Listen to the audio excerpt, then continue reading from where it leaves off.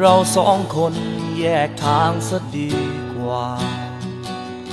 แค่ให้ตอบหนึ่งคำที่ฉันถามเธอยังตอบไม่ได้เรื่องจริงก็แค่บอกว่าใช่ถ้าไม่จริงก็แค่บอกว่าไม่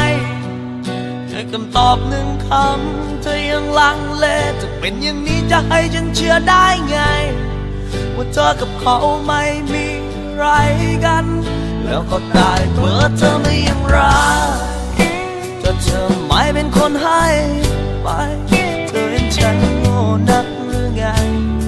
ที่เขาโทรมาตอนที่อยู่กับฉันแล้วทำไมไม่รับสายเธอบอกว่าสัญญาณไม่ดีฉันว่ามันสันดานมากกว่าไหมแม้ทำลงไปได้ไม่อายคน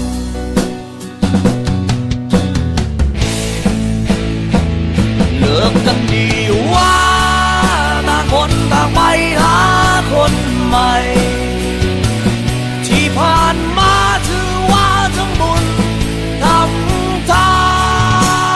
นฉันรักเธอเธอมองไม่เห็นค่า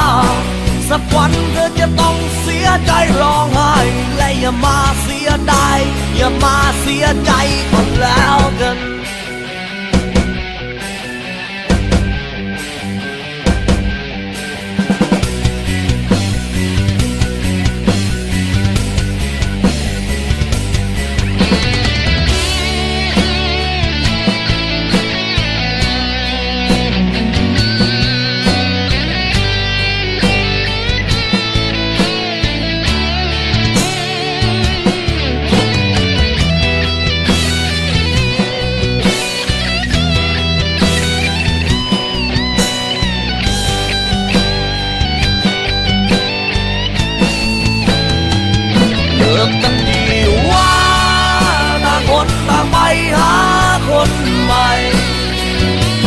ที่ผ่านมาถือว่าทั้งบุญ